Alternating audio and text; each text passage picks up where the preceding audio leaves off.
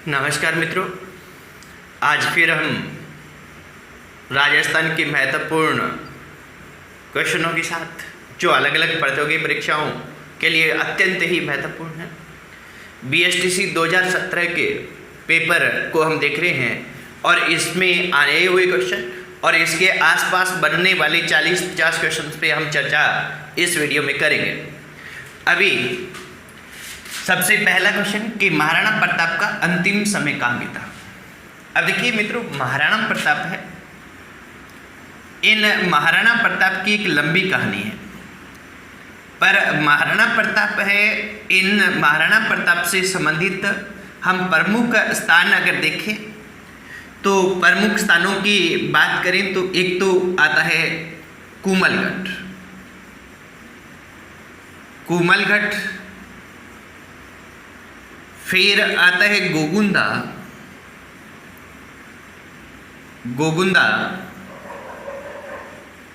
फिर दोबारा आता है कुमलगढ़,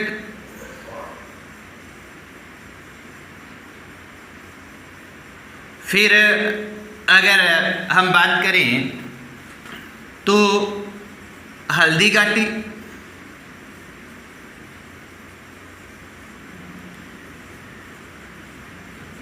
मायरा की गुफा,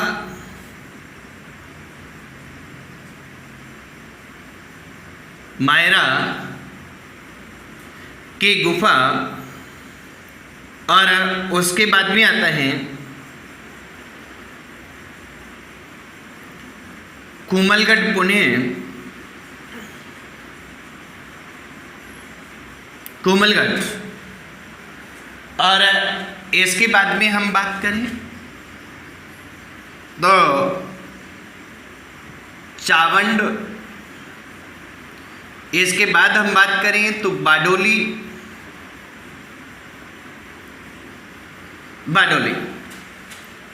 अब देखिए मित्रों, अपने को थोड़ा सा ध्यान रखना है कि इनसे संबंधित अलग अलग प्रतियोगी परीक्षाओं में स्थानों से संबंधित महाराणा प्रताप के क्वेश्चन आते हैं। हमारे यहाँ क्वेश्चन पूछा गया है कि महाराणा प्रताप का अंतिम समय कहाँ बीता, तो अपने को यहाँ ध्यान रखना है कि अंतिम समय है वो चावंड में बीता है। अंतिम इनकी राजधानी कौन सी है? चावंड है, और चावंड में इनका अंतिम समय बीता है।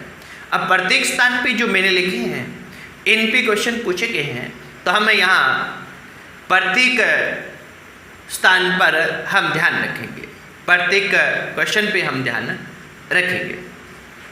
अब देखिए मित्रों, कुमलगढ़ में महाराणा प्रताप का अपने सभी को पता रहता है जन्म होता है कुमलगढ़ की कटारगढ़ जो अंतः दुर्ग है उसमें, उसके बादल महल में 9 मई 1540 को। इसके बारे में हमने पूर्व वीडियो में भी बात की है। यानी कोमलगढ़ से स्टार्ट होता है जीवन महाराणा प्रताप का। फिर गोगुंदा में 1572 में राज्याभिषेक होता है। गोगुंदा में 1572 में 28 फरवरी 1572 को इनका राज्याभिषेक हुआ है। और यहाँ एक महत्वपूर्ण चीज वो है मित्रों, वो ये है कि अपने को ध्यान रखना है कि जब राज्याभिषेक होता है 28 फरवरी को, इस दिन होली का त्यौहार है। ये क्वेश्चन आ सकता है कि मेवाड़ के किस शासक का राज्याभिषेक होली के दिन हुआ, या ये भी क्वेश्चन आ सकता है कि मेवाड़ के किस शासक की मृत्यु होली के दिन हुई। तो मित्रों 28 फरवरी 1572 को महाराणा प्रताप का राज्याभिषेक किसकी मृत्यु के बाद होता है? महाराणा उदय सिंह की मृत्यु के बाद होता है। और इसी दिन महाराणा उदय सिंह की मृत्यु हुई थी, और उनकी मृत्यु और दाह संस्कार के बाद में महाराणा प्रताप का इसी दिन क्या हो गया था? राज्याभिषेक हो गया था। इसके बाद में कुमलगढ़ पुणे की बात करें तो ये क्वेश्चन आता है कि महाराणा प्रताप का राज्याभिषेक समारोह कहाँ मनाया गया। तो महाराणा प्रताप का राज्याभिषेक समारोह है ये कहाँ मनाया गया है? राज्याभिषेक समारोह ये मनाया गया है कुमलगढ़ दुर्ग में। आपने को ध्यान रखना है कि कल के वीडियो में हमने देखा था रावचंद्र सेन, जिसको मारवाड़ का प्रताप कहते हैं, और रावचंद्र सेन भी इस राज्याभिषेक समारोह में भाग लेते हैं। रावचंद्र सेन जो मारवाड़ के शासक थे वो इस राज्याभिषेक समारोह में क्या करते हैं? भाग लेते हैं। नेक्स्ट, हल्दी घाटी का युद्ध हमें पता है कि 18 जून 1576 को हल्दी घाटी का युद्ध अकबर और महाराणा प्रताप के बीच में हुआ है। ये विश्व प्रसिद्ध हल्दी घाटी युद्ध है और इस युद्ध की डॉक्टर गोपीनाथ शर्मा जो राजस्थान इतिहास के एक प्रसिद्ध इतिहासकार रहे हैं वो तिथि 21 जून बताते हैं। तो गोपीनाथ शर्मा के अनुसार 21 जून, बाकी ज़्यादातर इतिहासकार इसको 18 जून 1576 की डेट बताते हैं। तो 18 जून 1576 को हुआ है। इसके साथ में ही अपने को ध्यान रखना है मित्रों, मायरा की गुफा, ये युद्ध होता है तो यहाँ जो इनका शस्त्रागार था बाद में युद्ध के बाद, क्योंकि युद्ध के बाद इन्हें भटकना पड़ा था, तो शस्त्रागार है वो कहाँ पर है? शस्त्रागार इनका है मायरा की गुफा की पहाड़ियों में। मायरा की गुफा इनका प्रमुख शस्त्रागार था हल्दी घाटी युद्ध के बाद। अब हल्दी घाटी युद्ध के बाद दो स्थान हमें और ध्यान रखने मित्रों, एक तो कोल्यारी गांव, कोल्यारी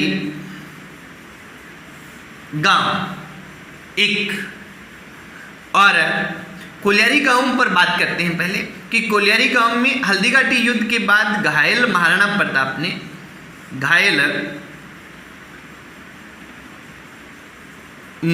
प्रताप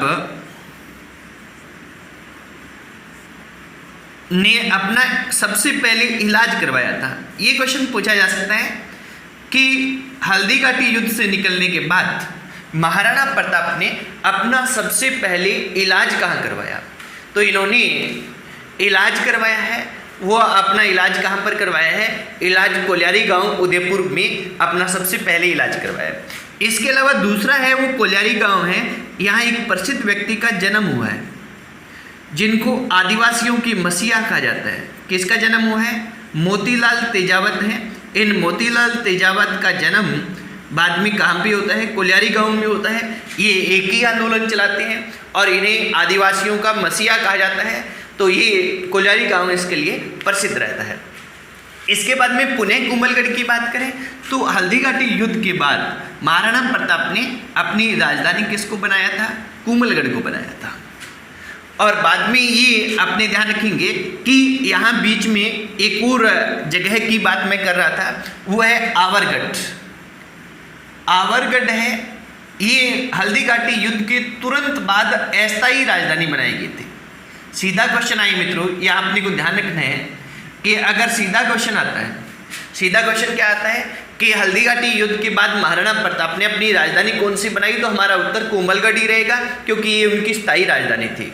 परंतु अगर ये क्वेश्चन पूछा जाता है कि हल्दी घाटी युद्ध के तुरंत बाद महाराणा प्रताप ने अपनी अस्थायी राजधानी यानी थोड़े से समय के लिए किसको बनाया था, तो आवरगढ़ को अस्थायी राजधानी बनाया था। उसके बाद स्थायी राजधानी उन्होंने किसको बनाया है? कुंभलगढ़ को बनाया। अब देखिए मित्रों, अकबर यहाँ पूरी तरह से नियंत्रण में नहीं कर पाता महाराणा प्रताप को हल्दी घाटी युद्ध के बाद, और न ही अपनी अधीनता स्वीकार कर पाता, न ही उसको पकड़ पाता। तो इस कारण क्या है, अकबर बाद में इस पर अभियान भेजता है, यानी सेना भेजता है महाराणा प्रताप को पकड़ने के लिए। तो यहाँ कुंभलगढ़ पर आक्रमण करता है शाहबाज खान 3 बार, 1577, 78 और 79 में। तो यहाँ फिर कुंभलगढ़ है, उस पर मुगलों का अधिकार हो जाता है और महाराणा प्रताप को ये भी छोड़ना पड़ता है। और महाराणा प्रताप जंगलों में भटकते हुए कहाँ चले जाते हैं? चावंड चले जाते हैं। और चावंड है ये 1585 से लेकर 1615 तक। इस पे क्वेश्चन आया मित्रों। 1585 लास्ट में चावंड मेवाड़ की राजधानी बनी है और फरवरी 1615 तक रही है। यानी ये क्वेश्चन आया था कि चावंड मेवाड़ की राजधानी लगभग कितने वर्ष रहे। ऑप्शन में ये था कि 28 वर्ष, 29 वर्ष, 27 वर्ष, 30 वर्ष। तो अपनी जब 1585 से 1615 देखते हैं तो हमें 30 वर्ष लगता है, परंतु मित्रों ये 28 वर्ष है, लगभग 28 वर्ष रही थी। लगभग में 28 वर्ष ही आएगा क्योंकि ये क्या है कि लास्ट में यानी दिसंबर 1585 में बनती है और फरवरी 1615 तक रहती हैं। तो ये लगभग 28 वर्ष मेवाड़ की राजधानी रही है। और 1597 में 19 जनवरी 1597 को महाराणा प्रताप की मृत्यु होती है। उससे पहले ये चावंड में ही 1585 के बाद ये चावंड में ही रहते थे और इनके विरुद्ध अकबर ने कोई अभियान नहीं किया। पहले लगातार अकबर अभियान कर रहे थे। तो यहाँ ये ध्यान रखें कि इनका अंतिम 12 वर्ष बड़े शांतिपूर्वक गुजरे हैं। और कहाँ पर गुजरे हैं ये गुजरे हैं मित्रों चावंड में। चावंड उदयपुर में है वर्तमान में। और यहाँ चावंड ने क्या है कि अपने एक धनुष को सही कर रहे थे, और धनुष को जब सही कर रहे थे तो अचानक ही वो छूट गया था और इनकी पसलियों में वो तीर है वो घुस गया था, और वहाँ जो घाव बना वो घाव बाद में कभी सही नहीं हो पाया, और उसके कारण महाराणा प्रताप की मृत्यु होगी। जब महाराणा प्रताप की मृत्यु हुई तो इन्होंने बाडोली उदयपुर में है, बाडोली में केजड़ बांध है, इस केजड़ बांध के किनारे महाराणा प्रताप का दाह संस्कार किया गया, और यहाँ दाह संस्कार किया गया। यहीं पर इनकी 8 खम्भों की छतरी है। बाडोली उदयपुर में 8 खम्भों की छतरी है महाराणा प्रताप की। यहाँ केजड़ बांध के पास इनकी क्या किया गया कि दाह संस्कार किया गया था, और यहाँ इनके 8 खम्भों की छतरी है महाराणा प्रताप की बाडोली उदयपुर में। तो ये महाराणा प्रताप से संबंधित क्वेश्चन थे मित्रों। तो ये आप इनका स्क्रीनशॉट लें, फिर हम आगे की ओर बढ़ते हैं।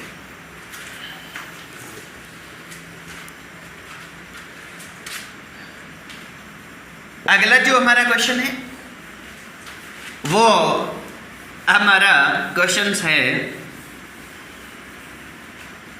वो है कि राज प्रशस्ति किस स्थान पर है। देखिए मित्रों, कोई भी प्रशस्ति होती है ये किसी भी शासक की प्रशंसा में लिखी गई होती है, प्रशंसा लिखी गई होती है इसमें। और जो राज प्रशस्ति है वो कहाँ पर है ये भी अपनी देखते हैं, और राज प्रशस्ति से संबंधित अन्य क्वेश्चन भी हम देखते हैं। अब देखिए राज प्रशस्ति किस शासक की है, एक तो ये ध्यान रखना है। तो ये मेवाड़ के महाराणा राज सिंह के काल में इसकी रचना की गई, और मेवाड़ के महाराणा राज सिंह के काल में रचना की गई। तो इसमें मेवाड़ के महाराणाओं का उल्लेख है किस शासक तक, राज सिंह तक। और इसके रचयिता कौन थे, यानी इसके लिखने वाले इसको कौन थे, राज प्रशस्ति को, इसको थे रणछोड़ दास भट्ट तेलंगानी। रणछोड़ दास भट्ट तेलंगानी, रणछोड़ दास भट्ट आता है, रणछोड़ दास ध्यान रखेंगे आप, इन्होंने इसकी रचना की राज प्रशस्ति की। इसके अलावा इस पे क्वेश्चन आए हैं कि किस भाषा की है, तो इसको किस भाषा में लिखा गया है, संस्कृत भाषा में लिखा गया है। राज प्रशस्ति को कौन सी भाषा में लिखा गया है, संस्कृत भाषा में। और ये कितने शिलालेखों पर लिखी गई है राज प्रशस्ति, तो ये कुल 25 शिलालेखों पर लिखी गई है। और ये कहाँ स्थित है, ये किस स्थान पर, ये क्वेश्चन, तो ये राजसमंद झील के किनारे है। राजसमंद झील के किनारे, ये ऑप्शन आया था, राजसमंद झील के किनारे इसको स्थापित किया गया है मित्रों। आपने को ध्यान रखना है कि राजसमंद झील की उत्तरी दिशा में 25 शिलालेख हैं, और इन 25 शिलालेखों पर ये मेवाड़ का इतिहास लिखा गया है इस प्रशस्ति में। और इस पे क्वेश्चन भी आया है कि शिलालेखों पर लिखा गया दुनिया का सबसे लंबा इतिहास कौन सा है, विश्व का सबसे लंबा इतिहास कौन सा है। तो शिलालेखों पर लिखा गया विश्व का सबसे लंबा इतिहास यही है राज प्रशस्ति, जो रणछोड़ दास भट्ट तेलंगानी ने लिखी। और ये मेवाड़ के महाराणा राज सिंह के काल में लिखी गई, राजसमंद झील के किनारे है, संस्कृत भाषा में लिखी गई, 25 शिलालेखों पर लिखी गई, और इन 25 शिलालेखों की 9 चौकियां बनाई गई है। इसलिए राजसमंद झील है, इसके उत्तरी किनारे को 9 चौकी पाल करते हैं, 9 चौकियां बनाई गई हैं इन 25 शिलालेखों से। तो ये हमारी राज प्रशस्ति है, और इस पे भी क्वेश्चन आते हैं मित्रों, तो इसे आप ध्यान रखेंगे और इसका आप स्क्रीनशॉट ले सकते हैं। फिर हम नेक्स्ट क्वेश्चन की ओर बढ़ते हैं। अगला जो हमारा क्वेश्चन है वो है कि 1665 में, ये क्वेश्चन आया था कि 1665 में मिर्जा राजा जयसिंह व शिवाजी के मध्य कौन सी संधि हुई। मित्रों यहाँ ध्यान रखेंगे, ये दक्षिण भारत में हुई है कौन सी संधि, पुरंदर की संधि। पुरंदर की संधि है, ये काफ़ी फेमस रहती है। मिर्जा राजा जयसिंह जो कहाँ के शासक थे, जयपुर के शासक थे। अब देखिए मिर्जा राजा जयसिंह के कारण ये राजस्थान जीके में पूछी जाती है। मिर्जा राजा जयसिंह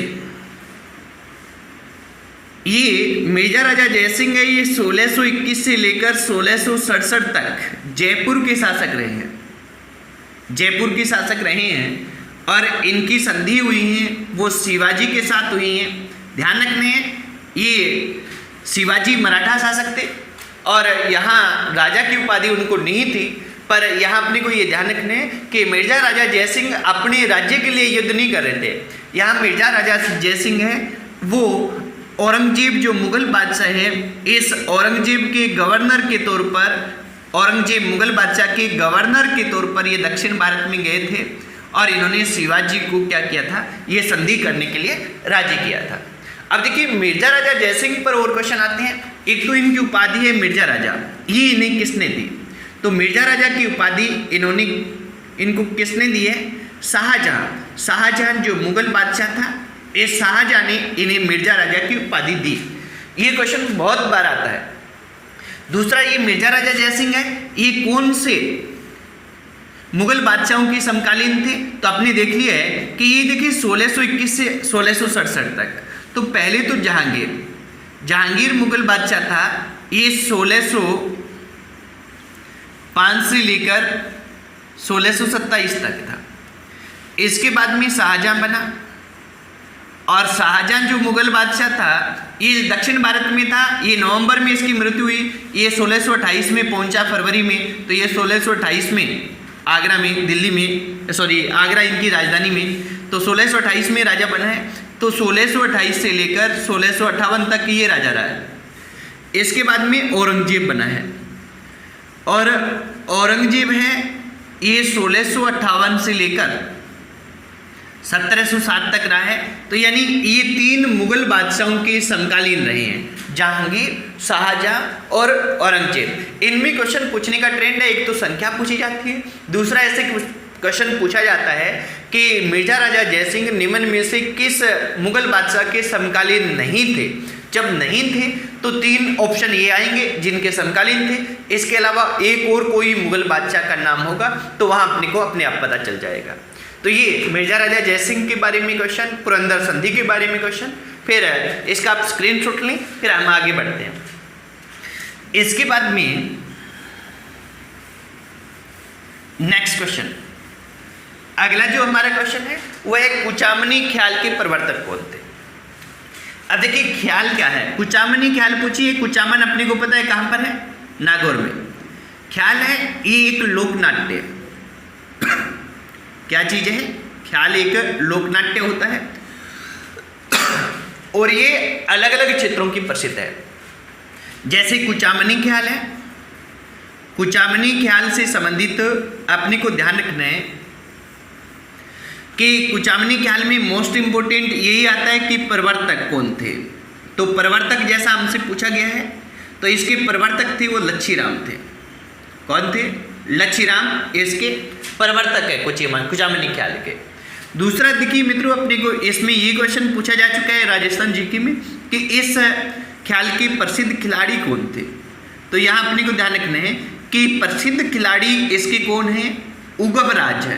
प्रसिद्ध खिलाड़ी कौन है? उगम राज है, वो कुचामनी ख्याल के प्रसिद्ध खिलाड़ी थे। इसके अलावा शेखावाटी ख्याल थी और जो शेखावाटी ख्याल थी इसकी से संबंधित हैं वो दुलिया राणा है। दुलिया राणा, नानिया, ये क्या है कि इस ख्याल के खिलाड़ी रहे हैं दुलिया राणा और नानिया। नानिया को नानूराम भी कहते हैं, ध्यान रखेंगे, नानूराम अथवा नानिया, ये इससे संबंधित रहे हैं। ऐसे ही हेला ख्याल है। हेला ख्याल के प्रवर्तक हेला नामक शायर थे, पर इसका क्षेत्र पूछा जाता है। ये क्या है कि पूर्वी राजस्थान, मुख्यतः सवाई माधोपुर, दौसा, टोंक, इस क्षेत्र में क्या है इस ख्याल को खेला जाता है। तो हेला ख्याल इस क्षेत्र की प्रसिद्ध है। तो ये ख्याल जो लोकनाट्य है इससे संबंधित व्यक्तियों के बारे में इस तरह के क्वेश्चंस पूछे जाते हैं राजस्थान जीके में। स्क्रीनशॉट ले, फिर नेक्स्ट बढ़ते हैं। अपने लास्ट अपना क्वेश्चन है वो क्वेश्चन है कि बनी ठनी संबंधित है। अब देखिए ये बहुत फेमस क्वेश्चन है, इसको मित्रों मोस्ट इंपोर्टेंट लगा देंगे। बनी ठनी के बारे में बहुत ही ज़्यादा क्वेश्चन पूछे जाते हैं। बनी ठनी क्या है? बनी ठनी क्या है मित्रों? एक महिला का रहस्यमयी चित्र है, महिला का रहस्यमयी मुस्कान वाला चित्र है। अब देखिए ये बनी ठनी रहस्यमयी मुस्कान वाला चित्र है। अब इस चित्र को अपने किसी भी कोने में जाकर बैठकर देख ले तो ऐसा लगता है कि वो महिला मेरी तरफ देख रही है और मुस्कुरा रही है। मतलब इसमें अपने आप में इतनी संजीवता है, जीवंत ये चित्र है बनाया हुआ। और इस चित्र की प्रसिद्ध चित्रकार जो है, इस चित्र के चित्रकार हैं वो मोर ध्वज, ये मोस्ट इंपोर्टेंट रहते हैं, पूछे जाते हैं। मोर ध्वज निहाल चंद, यानी निहाल चंद है। इनके बारे में क्या क्वेश्चन आता है कि इनका प्रसिद्ध चित्र कौन सा था? तो बनी ठनी था। और निहाल चंद किस चित्रकला शैली के प्रसिद्ध चित्रकार रहे हैं? तो किशनगढ़ शैली के। हमारे यहाँ क्वेश्चन पूछा गया था, यही पूछा गया था, बनी ठनी संबंधित है किशनगढ़, मेवाड़, इस तरह से। तो अपने को ध्यान रखना है कि ये चित्र है, ये किस शैली का प्रसिद्ध है? किशनगढ़ शैली का प्रसिद्ध है। किशनगढ़ शैली जो है इसका प्रसिद्ध है। और किशनगढ़ शैली में मुख्यतः सफेद व गुलाबी रंग का प्रयोग होता है। सफेद व गुलाबी रंग का प्रयोग होता है। एक तो किशनगढ़ शैली की ये विशेषता है। दूसरा यहाँ के एक वेसारी नाम का नाक का बड़ा, महिलाएं यहाँ जो चित्र बनाए गए हैं उनके नाक में एक बड़ा कुंडल सा रखते हैं जिसको वेसारी आभूषण कहते हैं। तो वेसारी आभूषण दर्शाना किस चित्रकला की विशेषता है? तो किशनगढ़ चित्रकला की विशेषता है। और ये जो चित्रकार ने बनाया था, ये किसका बनाया था? किशनगढ़ के राजा थे सावंत सिंह। इनकी ये प्रेमिका थी बनी ठनी और इनके काल में इन्होंने मोर ध्वज ने ये बनाया था। और सावंत सिंह ऐसे मेवाड़ के किशनगढ़ के शासक रहे हैं जिन्होंने बाद में संन्यास ले लिया है। ये कृष्ण भक्त थे और इन्होंने, सावंत सिंह ने संन्यास लेने के बाद अपना नाम क्या रख लिया था? नागरीदास रख लिया था। तो ये नागरीदास आए या सावंत सिंह आए, एक ही व्यक्ति के नाम है। नागरीदास संन्यास ग्रहण करने के बाद में है और सावंत सिंह पहले जब ये किशनगढ़ के शासक थे वो इनका नाम है। बनी ठनी एक इनकी प्रेमिका का चित्र है जो मोर ध्वज निहालचंद ने बनाया है और ये चित्र अपनी रहस्यमयी मुस्कान के लिए प्रसिद्ध है। मित्रों यहाँ अपने को एक और ध्यान रखना होगा कि दुनिया में सबसे अधिक जो प्रसिद्ध चित्र है किसी भी महिला का रहस्यमयी मुस्कान का, वो अब तक का वो है मोनालिसा का। मोनालिसा नाम से प्रसिद्ध है। इस मोनालिसा के चित्र को इटली के चित्रकार फ्लोरेंस, इटली में एक नगर है जिसे विद्वानों की नगरी कहते हैं, उस नगर का निवासी था लियोनार्दो दा विंची। उसने मोनालिसा का चित्र बनाया और मोनालिसा एक महिला थी और इसका रहस्यमयी चित्र दुनिया में विश्व प्रसिद्ध है। और विश्व प्रसिद्ध है इसलिए बनी ठनी को भारत की मोनालिसा कहा जाता है। भारत की मोनालिसा किसको कहते हैं? बनी ठनी को कहा जाता है। मोनालिसा दुनिया में सबसे प्रसिद्ध महिला का सुंदर चित्र, रहस्यमयी मुस्कान वाला चित्र है जो इटली के चित्रकार लियोनार्दो दा विंची ने बनाया। परंतु अपने को ये ध्यान रखना है कि मोनालिसा जो चित्र है ये वर्तमान में पेरिस संग्रहालय में स्थित है। पेरिस का लुब्रे संग्रहालय है। इस पेरिस के लुब्रे संग्रहालय में मोनालिसा चित्र रखा हुआ है मित्रों। तो आज हमारे ये क्वेश्चन थे 5 और इनसे संबंधित ये 40-50 क्वेश्चन। तो इन सभी क्वेश्चन को आप अच्छे से नोट करें और इस वीडियो को अपने अधिक से अधिक दोस्तों के पास पहुंचाएं ताकि अधिकतम लोगों को इसका बेनिफिट मिल सके। धन्यवाद मित्रों।